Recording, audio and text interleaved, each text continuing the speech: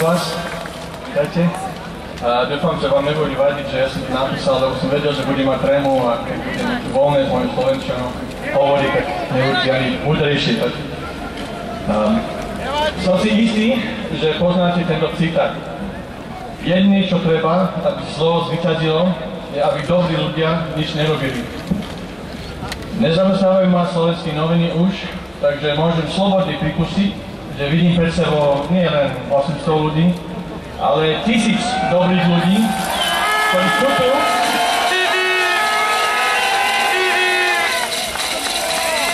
Oni sú tu, lebo chcú urobiť niečo s rakovinou, ktorý napadla špik ich krajiny. Ale čo treba urobiť? To je ústredná otázka, ktorú nám kladie spis Gorila. A to je to, o čom chcem dnes hovoriť. Cítim sa čiastočne zodpovedný za to, čo sa tu deje, takže som povolený aspoň niečo povedať k tomu. Všetci cítime hnev nad tým, čo čítame v Gorile. Hnev, šok, znechutenie, nechce nám tomu veriť. Ale hnev, ktorý cítime, nie je produktom nenávistí. Je to produkt lásky. Lásky, ktorý všetci cítime v tejto krajine. To je hlavný dôvod, prečo sme tu. Láska, nie je nenávisť.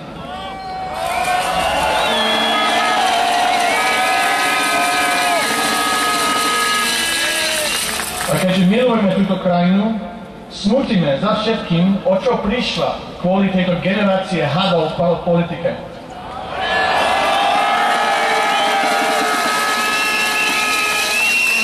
Smutíme za tým, čím Slovensko mohlo byť. A smutíme za svojimi stratenými ilúziami o tom, čím bolo. Hnev je silnú súčasťou smutku.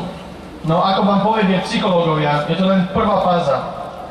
Následná fáza znamená ako vyjednávanie. Napríklad, že toto zlo možno nejako poraziť, ak sa stretneme na námestiach miest, budeme hádzať banánmi a dožadovať sa zmeny. A keď to nezafunguje, prichádza depresia, ktorá nám hovorí, že nemá zmysel zúčastňovať sa volie, lebo všetci politici sú rovnakí a demokracia sa už nedá zachrániť. Musíme prejsť týmto všetkým a dosiahnuť posledný štádium smutku, známe ako akceptácia. To nastáva vtedy, keď chápeme, že čo sa stalo, stalo sa. Chápeme, že mlieko je rozliaté, peniaze sa minuli a že ako dospelí, už nie deti, máme za úlohou vyčistiť tento neporiadok a bordel a zaistiť, aby k nemu už nikdy nedošlo. Náš hnev a depresia odoznejú a my si uvedomíme, že jediné, čo môže poraziť zlo, je dobro.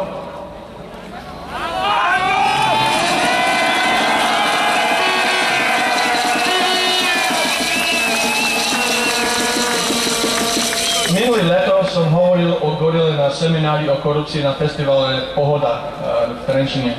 Istý mladík potom stál a povedal, no vypočul som si, čo ste mali povedať a naplne ma to hnevom a zúfalstvom. Ale čo s tým mám robiť? To je dobrá otázka. Veľmi dobrá otázka. Vlastne je to jediná otázka. Čo máme robiť? Keď som toho mladíka stretol dnes, povedal by som mu, choďte 10. marca a voľte. Ak chcete poraziť zlo ako dobrý človek, musíte konať. Ak viete, koho chcete voliť, tak choďte a podporite ich. Ale aj keď neviete, choďte, vezmite prázdnu obálku a dajte ju do urny. Je to tichý protest, ale stále je to produktívnejší, ako sedieť pred televízorom. Nazvite to čistý listok.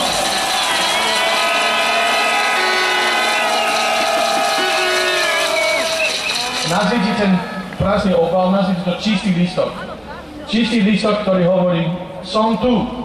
Záleží mi na tom, čo sa práve deje v tomto štáte a chcem pomôcť vylepšiť to. Problém je, že proste nevidím žiadnu stranu v politike, ktorá je ochotná výjsť mi na pol cesty v ústretí. Náš politický systém čelí najväčšej kríze legitimnosti od roku 1989. A politické strany stratili akúkoľvek morálnu autoritu, ako kedy mali. Takže hodiť prázdne obálky do urny sa môže zdať prázdnym gestom. Ale ak dosť ľudí urobí to isté, a každý, ktorý miluje túto krajinu, ale nemiluje jej politikov, dá prázdnu obálku do urny, tak to už niečo máte. Máte nenaplnenú túžbu tisícok ľudí po volených vodcov, ktorí ich nezradia a neobetujú človeku s najvyššou ponuku. Máte masívnu, nenaplnú požiadavku, ktorý možno merať. Nie len počtom ľudí, ktorí ju vyjadria, ale aj morálnu váhu, ktorý má. A ako viete, ak je tu požiadavka, skôr alebo neskôr bude splnená. Takže ďalšia otázka znie, čo ste vy pripravení urobiť? Lebo tento spis možno nikdy neporiadne nevyšetria. Ľudia v tom možno nikdy nepôjdu do väzenia. A napravenie toho, čo je na Slovensku zlé, môže trvať roky. Tak vy ste ochotní robiť viac, než len byť nahnevaní?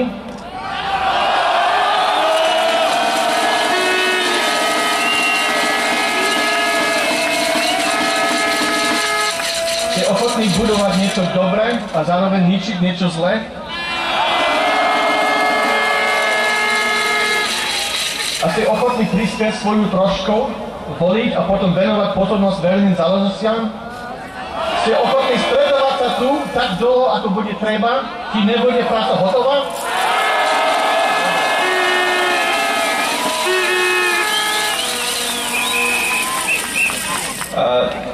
Teraz príde ten voľný čas a dneska som dozvedel, že z médií, že Penta práve dostala nejaký žalobu, to je predbežné opatrenie od okresný súd Bratislava 1, aby kniha, čo som napísal, nemohol výjsť.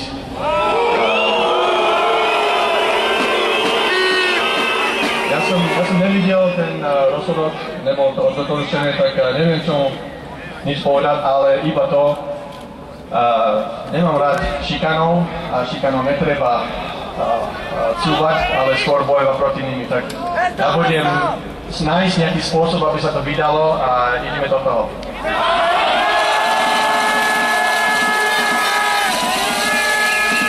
Nakoniec existuje len jediná vec, ktorá vám môže dať silu urobiť to, a to je láska.